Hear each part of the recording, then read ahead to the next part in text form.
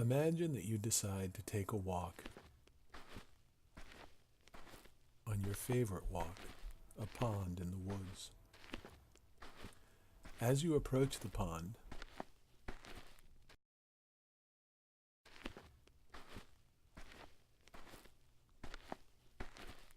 you notice some commotion, some splashing and screaming in the middle of the pond. As you get closer, you see that it's a small child, maybe 1 or 2 years old. You quickly look around into the woods, around the perimeter of the pond. You see no one around that could help. You have no idea what's going on or how this child got there. You know that the pond is shallow and that you could walk in easily and pull the child to shore. However, this thought occurs to you. You realize that you just bought some new shoes for hiking. These shoes cost you about $100, and you know that if you walked into the pond, you would destroy your shoes. Most people would think that this kind of rationale for not saving the child was pretty weak. Most people would think if you didn't save the child, you would be doing something reprehensible. And the idea that you shouldn't sacrifice something relatively insignificant on balance compared to the child's life just doesn't seem right. And yet, most of us stand in just this relationship to many, many problems in the world. For a very small sacrifice, we could bring about a very large gain, and yet we don't do it.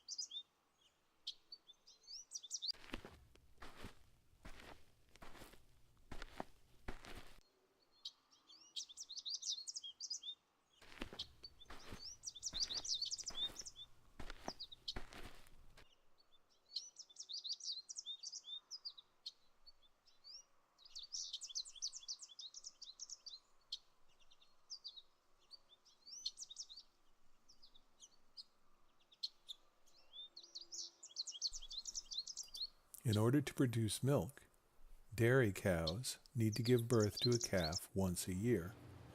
Since bull calves are not needed on dairy farms, around 50% of the calves born on dairy farms each year are slaughtered for the veal market. Thus it seems that every time you consume something made from milk, you are in fact contributing to the production of veal.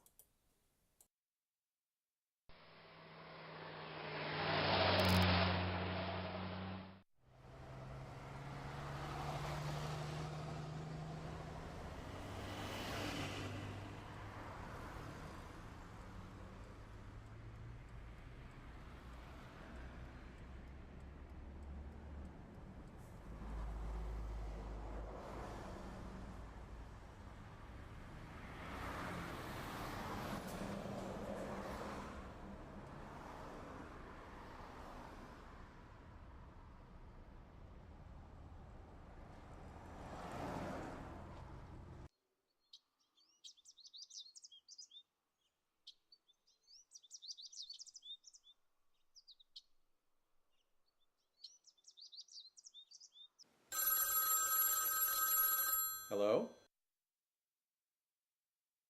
Yes, it is.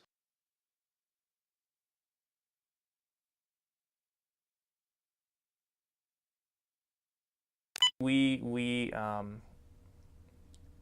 as an Humane Society of the U.S., we employed a undercover investigator in mainly the months of August and September of 2009 in response to some complaints that we had received from the facility, some of which from former USDA inspectors who had raised concerns about what was going on there. And employed a person to work there for about 6 weeks, filmed some pretty graphic video of what was taking place, animals being kicked, pulled, prodded with electrical prods, stunned.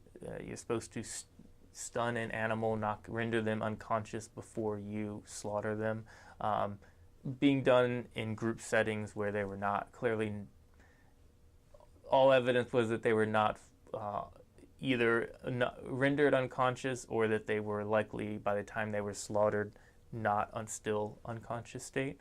One animal video being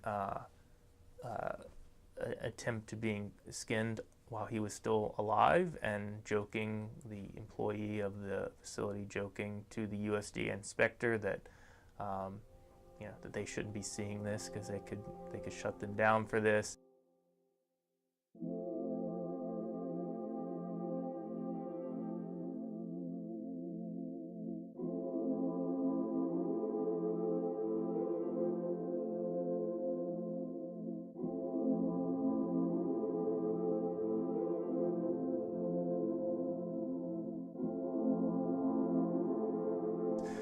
Just a lot of casual banter between the USDA inspector who was on site and the employees of the slaughter facility, including one of the co-owners who was seen participating in the abuse. That video was provided to the USDA and the State Agriculture Agency, as well as being released publicly. One of the things that we do is we think it's important for the public to see what takes place here. One, because it helps inform their decisions that they make about what products they buy, how they engage in commercial transactions that involve animals and animal products. And two, it's because these type of a clear visual evidence of laws being broken and policies not being followed is what spurs change, and what will get lawmakers and policymakers to change. So the case itself ended up was prosecuted. The co-owner pled no contest, I believe, to a misdemeanor animal cruelty charge, and agreed to some community service and time. One of the employees that was seen doing, I would say, some of the more graphic abuse was convicted, aggravated cruelty charge. Neither of them, I believe, served any jail time, but they were both prohibited, in addition to some other penalties, from being involved in animal livestock husbandry operations into the future. The facility itself was shut down for about 5 months, but then two of the other owners, who our organization felt, quite frankly, should have known and probably did know of what was taking place there, and so it was unfortunate. But they were allowed to reopen the facility under another name.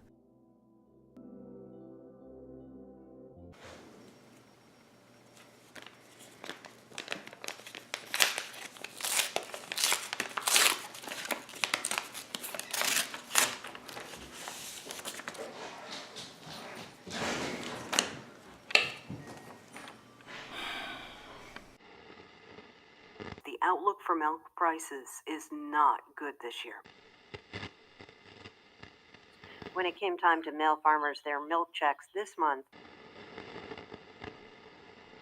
contained a list of suicide and mental health hotlines.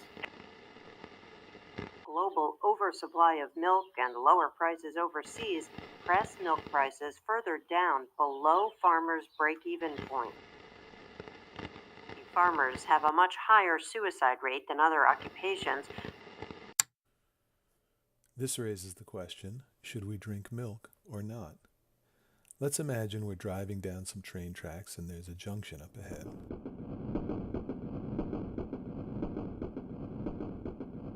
We can go to the right or we can go to the left. We have to decide which way the train will go. To the left are 70 bull calves. You know if you go that way, they're all going to die. To the right is a farmer. You know if you go that way, the farmer will die. Is it okay to take out the farmer to save the bull calves? Should we take out the farmer to save the bull calves?